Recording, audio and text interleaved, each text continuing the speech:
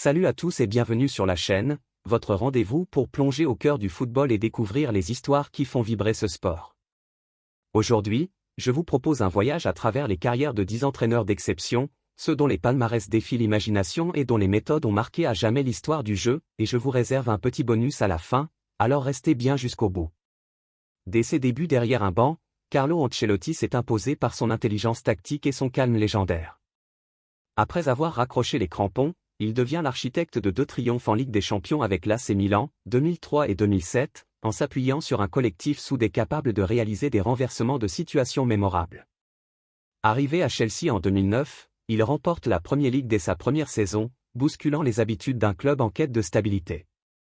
À Paris, il fait tomber les sceptiques en offrant au PSG son premier titre de champion depuis presque 20 ans. Puis à Munich et à Madrid, il coche les cases manquantes à son palmarès, Bundesliga, Liga et 2 autres C1. À chaque club, Ancelotti adapte son 4-4-2 ou son 4-3-3 aux qualités de ses joueurs vedettes, sans jamais renier sa philosophie de jeu fluide et de respect de la liberté créative. Quand on évoque la Rora, on pense immédiatement à Vicente Del Bosque, ce discret stratège qui, loin des projecteurs, bâtit l'âge d'or du football espagnol. Après 2 Ligas et 2 Ligues des Champions remportées avec le Real Madrid, il prend les rênes d'une génération dorée qu'il transforme en machine implacable. En finale de la Coupe du Monde 2010, face aux Pays-Bas, il choisit Andrés Iniesta en titulaire, un geste tactique qui se révèle payant au moment où le jeune prodige offre le trophée à son pays. 2 ans plus tard, il module son équipe en 4-2-3-1 pour maîtriser l'attaque italienne en finale de l'Euro, prouvant que son coup de poker n'était pas de la chance, mais le fruit d'une réflexion profonde. Sir Alex Ferguson, c'est l'histoire d'un gamin écossais devenu le plus grand bâtisseur de dynastie. Arrivé à Manchester United en 1986, il subit des débuts compliqués, remis en cause après plusieurs saisons sans trophée majeur. Mais le voilà qui installe son fameux « Fergie Time », des victoires arrachées dans les dernières minutes, des jeunes de l'académie poussés sur le devant de la scène, un sens inégalé du recrutement. Son 1-0 contre le Bayern Munich en finale de C1 1999, inscrit dans les arrêts de jeu, restera à jamais gravé dans la mémoire collective. Jusqu'en 2013, il empile les titres de champion, de Coupe nationale et de C1, tout en renouvelant sans cesse son effectif, jouant du mélange de la fougue des jeunes et de l'expérience des vétérans. En France, Didier Deschamps occupe une place à part. Après avoir soulevé la Coupe du Monde en tant que capitaine en 1998, il s'attaque à un défi encore plus grand, faire gagner la France comme entraîneur. En 2018, face à des critiques sur son style jugé trop pragmatique, il compose une équipe jeune, solide défensivement et mortelle en contre-attaque. La finale contre la Croatie, remportée 4-2, cristallise son talent pour gérer la pression et lire les matchs. Il ajoute la Ligue des Nations en 2021, preuve que son leadership ne se limite pas à un simple coup d'essai. Joachim Löw a pris la suite d'un héritage allemand exigeant, imposant sa vision d'un football total, basé sur la possession et la flexibilité.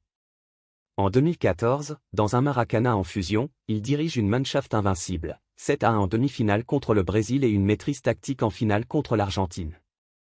Sa gestion du duo Müller-Kroos-Müller, ses transitions rapides et son habileté à changer de système en cours de match ont redéfini les normes du football international.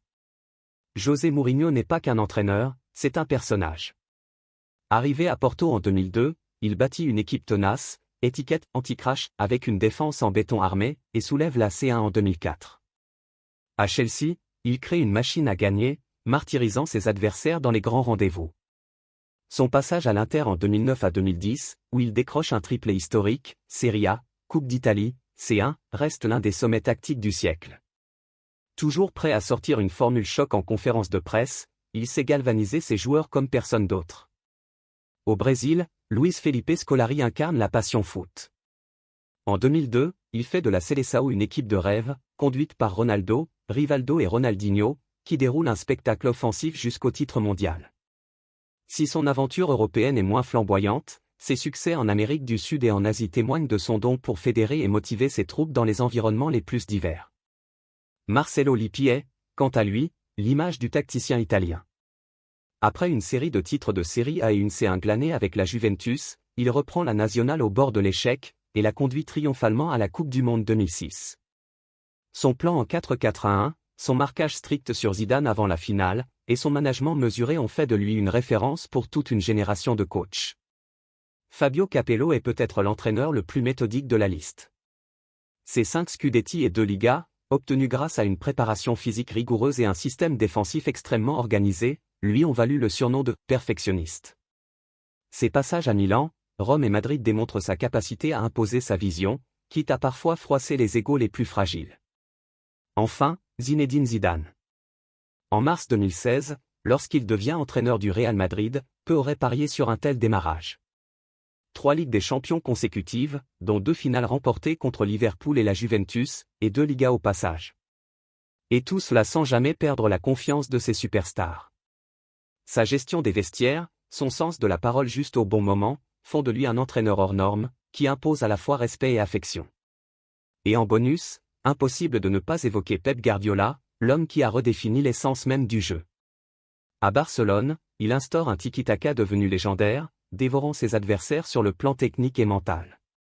Au Bayern Munich, il adapte son pressing à la puissance allemande, puis il exporte son style à Manchester City, où il collectionne les records de points et de buts.